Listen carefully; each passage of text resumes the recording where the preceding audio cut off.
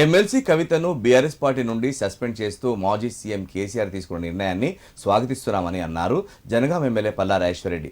Party కార్యకర్తల నిర్ణయం party శ్రేయస్సు దృష్ట్యా కవితను సస్పెండ్ చేయడం జరిగిందని పేర్కొన్నారు.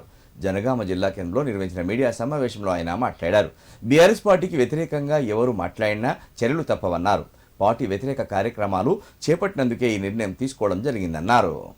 కవిత వ్యాఖ్యల వెనుక కాంగ్రెస్ పార్టీ ఉందని ఎమ్మెల్యే పల్లా ఆరోపించారు. భారత రాష్ట్ర సమితి ఒక కీలక నిర్ణయం తీసుకున్నది.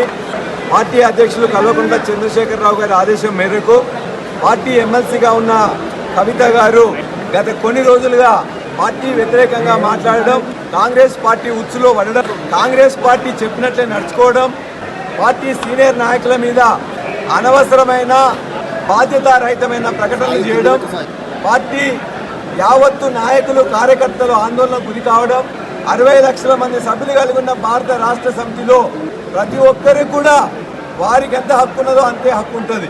కాబట్టి ఇలా భారత రాష్ట్ర సమితి కార్యకర్తల యొక్క మనోభావాలు దెబ్బతినకుండా ఉండాలని వారి ఆందోళన గమనించి ఇవాళ యావత్తు పార్టీ ర్యాంక్ అండ్ ఫైల్ కోరుకున్న విధంగా ఇవాళ భారత రాష్ట్ర సమితి నుండి కల్వకుంట్ల కవిత గారిని సస్పెన్షన్ చేస్తూ ఆర్డర్స్ ఇవ్వడం జరిగింది. యావత్తు రాష్ట్ర పార్టీ యంత్రాంగం బాధతో తీసుకున్న నిర్ణయమైన పార్టీకి ఆందోళన కలిగించే విధంగా, పార్టీని కించపరిచే విధంగా తీసుకున్న నిర్ణయాన్ని మొత్తం నాయకులు కార్యకర్తలు చెప్పిన దాన్ని కేసీఆర్ గారు విన్న తర్వాత కేసీఆర్ గారు సస్పెండ్ చేస్తూ నిర్ణయం తీసుకోవడం జరిగింది.